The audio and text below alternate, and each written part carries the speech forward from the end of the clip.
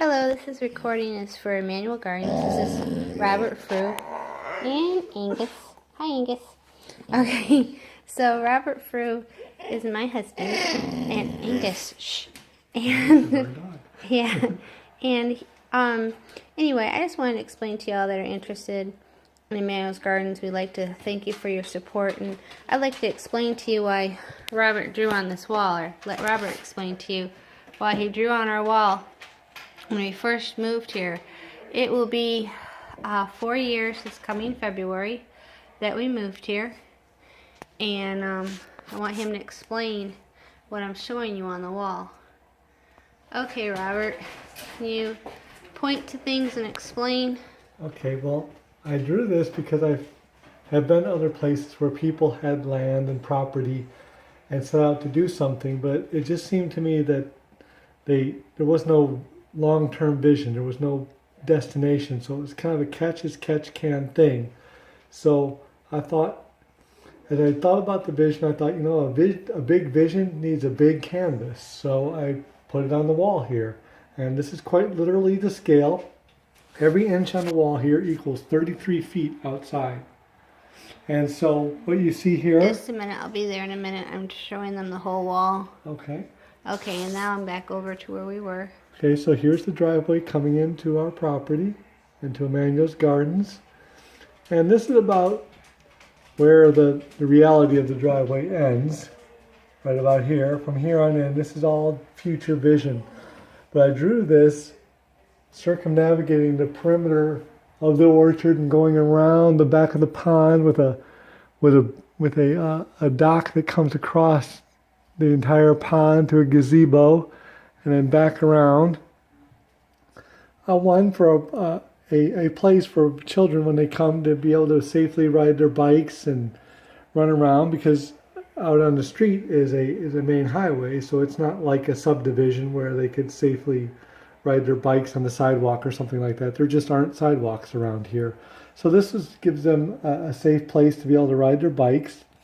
I have it fenced off, primarily because the idea is that the orchard will eventually be broken up into quadrants for ruminants, small ruminants primarily, like sheep and goats, maybe a few cows, but not many, primarily sheep and goats. And that way I can move them from one part of the orchard to the other part of the orchard. While the grass in this area is recovering, I can bring in chickens into this area to help clean up what the sheep and goats didn't get, and then move the goats and sheep over to the next quadrant, and then move them through the orchard. And the idea being is that way over here, while the grass is growing, I could harvest that and bale it and keep it for the winter as like, hey, I'll come back over here. This is our actual house, and this is the room that my mother-in-law lives in right now. Here is our playground area, which is built for the most part now, thanks to the donations of several members of Delwood Baptist Church. And this is the big oak tree out there. And next to it is our little carport that we have. And here there are several outbuildings that are there. They're all pretty well dilapidated right now, so they really need to be torn down and rebuilt. You can see that throughout the property and in lots of different areas, I built little horseshoe pits. I drew horseshoe pits. The idea is that it's a simple, cheap thing to do. It's actually quite fun to play. So I figured that was something we could have. I made an allotment for an area for a garden area here, but we're going to be moving this because, unbeknownst to us, earlier this year we had to have our septic system replaced.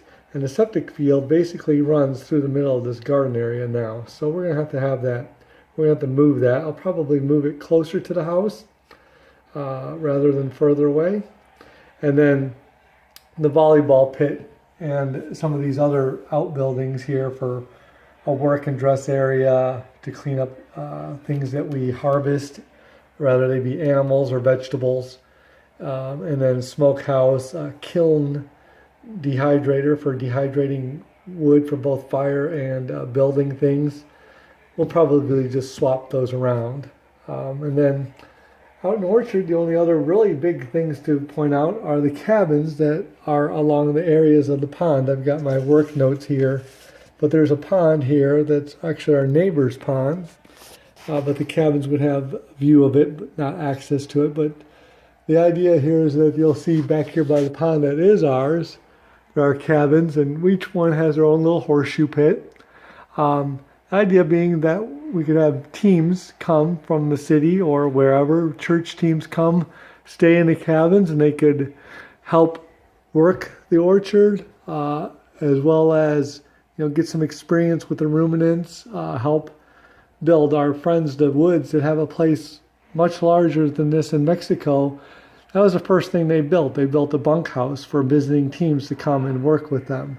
So this is pretty much it, Division. You see the pond there, and I don't think there's really much more to show you at the pond. And and then back over here by the main part of the house, right now this whole area is, most of it's overgrown and needs to be cleaned out. But once again, the idea of having a place for the kids to be able to be safe and have fun, have a half-court basketball court here, a workout facility and a game house for like pool table, foosball, things of that nature. A tennis court to be able to play tennis on. This would be totally fenced in with a privacy fence and locked, so that way we could lock it from either side. That way the kids could be in there and be safe. And long-term vision is also to have a solar-powered water tower. The initial idea was to make that rather large to provide water for the whole property, but I may be making those smaller and portable as I've thought about it. That way I could have a plumbing system in place, but a trailer mounted tank system that I bring around to the various systems and just connect them up and let them irrigate the trees. And the back part of the orchard would be irrigated from the pond. So those are the ideas. This is the kind of the long-term vision. Most of what you see here doesn't exist today. About the only things that really exist is the house and the playground. That's where everything is today. Now, does the playground have a fence? No, the playground is not currently fenced. We would like it to be fenced. Once again, just so for the safety of the kids, so that they can go out there and they have a boundary line with them, so that they know that, okay, you don't go outside that fenced in area, basically, and they can be in there and play. And we live in the country, so is it we live in the country, so is it a country road that we live by? The road that we live on, as I said, it's considered a main highway. Logging trucks come down it. There's not, from where we used to live in the city, there's not a ton of traffic that comes up and down it, but the traffic that is coming up and down it is moving at a good clip. It's moving, the speed limit's 55. I'd say probably most people are doing 65, 70 down it. So it would be absolutely unsafe to have the children anywhere near the road. So does it,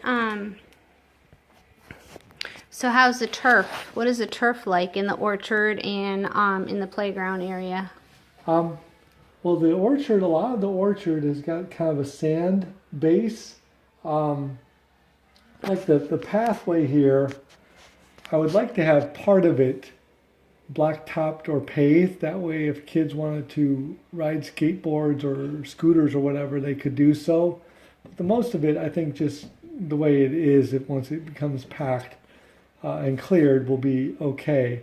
The playground right now is just dirt. I would eventually like to see that covered in some kind of a softer mulch, like cedar mulch, and then and actually like a sandbox kind of a thing built in there also, so the kids can play in the sand. But right now it's not an area where you'd really want to be running around in there barefoot, because there's the roots from the tree and so forth. So you're saying kids and things, and with the outbuildings and all that, so what is the vision? Is it going to be like a local state park? Is there going to be a fee? What type of children? Are you foster care? Do you get paid by the government? I'm asking you these questions because obviously I'm your wife and I know the answers and everything, but a lot of people ask me these questions because they assume that we're part of foster care and we're getting paid by the government, or since we're missionaries, we're sent up and funded by a church, and or things of that nature. And are we doing this full time? How's income coming in? What is needed? Well, what you can see here is my office. This is where I work Monday through Friday, 8 to usually about 6, maybe 6:30 in the evening. But I work for Sprint and as an RF engineer. That is what's primary. That is not primary. That is what's providing for everything we do right now is funded through that. We've had some small donations, as I've mentioned, about the playground and things of that nature, which are great. But as far as consistent funding, we have none. So to be able to effect this vision, both my wife and I would need to be full-time at doing this. It's way more work than I can do in after hours and on the weekends. It's just way more work than I can do. We have the need for, oh my gosh, just about every tool in the world you could think of. Currently we have just a couple chainsaws, but frankly we could use some better chainsaws. We could use commercial grade chainsaws, and probably a good couple, 3 or 4 of them, because there's just so much land to take dominion over and reclaim. The vision for the outbuildings really is to provide a place for teen groups. My initial idea was for city groups. I hadn't really thought about the whole fee thing. Really, my idea was that they would come and just be a part of what we do here. So I guess I hadn't considered there being a fee associated with that. So you're not doing this to, we're not doing this to make money or have a business or anything of that nature. No, the idea of all this is that the income from the orchard and anything we did make would go right back into the ministry to fund the ministry, for us to be able to take in children whose parents, for whatever reason, aren't able to take care of them for a short period of time. We're not funded by the government. We're not a foster care association, a foster care group. Those serve a purpose, but that's not what we're doing here. Our ministry is primarily to work with children whose parents are in need of some short-term help. Like, for example, they have to go to the hospital, or they need to admit themselves to an addiction recovery facility, or even, they need to be able to go to work for a couple of weeks or a month to be able to get state help for child care and things of that nature, but they can't. They find themselves in that catch-22 where they can't afford child care because they're not working, but they can't get a job and keep a job because they don't have child care. So we could help in those types of scenarios also. And those would be totally free to the parent. We wouldn't be charging the parent for that. We wouldn't be getting any funding from the state for that. We would just do it out of our own budget, if you will. And the idea is that the income from the orchard, the animals, all those things would help supply those. Not only with the income, but obviously, if you have ruminants, you have food. And the same with the garden. You have a garden, you have food. So those things would help supply the needs of the ministry. The idea is that the ministry would be self-sufficient in the long term, without the need for consistent donations. Primarily, it would be self-sufficient. Okay, do you have anything else that you'd like people to know? Not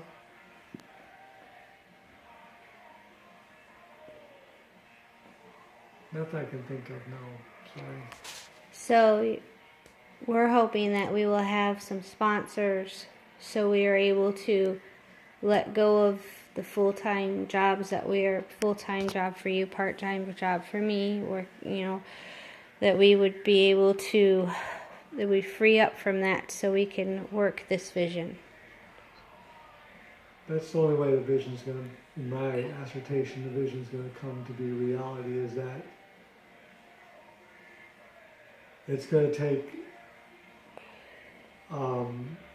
dedicated effort to make it happen, and more tools. We need real tractors. We need real farm equipment like brush hogs, tree shakers, pecan cleaners, pecan sorters, things of that nature.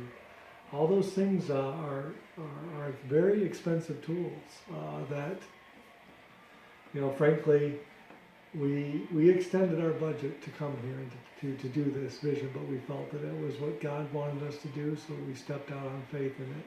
And, we're not by any means starving to death or anything like that, but we don't have the bandwidth to buy a $60,000 tractor, for example. But that's the type of stuff you need to be able to do something like this. Otherwise, it's just not doable. What I could do by hand in several days, a tractor could do in a few hours. So not just sponsors and people to support us in prayer like they have. It would also be good to have like-minded people come and help. The only thing is we don't have the tools. So if they had the tools, they could help. Or, if they're like-minded people with the vision, and we're not in a position to be able to employ anybody, we just need other like-minded people with this vision and this mission on their heart that would like to help somebody that's being here full-time, because they're not at the place of having it full-time for themselves, but they'd be willing to come and help. Yeah. And like youth teams, Well, they don't have to travel so far, and they could help us. Yeah, youth teams. Maybe a youth group looking to do a summer missions trip. Although this isn't out of the country, this is quite a bit different than where you and I came from in Detroit. As most people have heard me say, prior to moving here, I didn't even know pecans grew on trees prior to moving here. And we've come to learn a lot, but there's a lot of work to be done. And it just takes doing it. Well, thank you.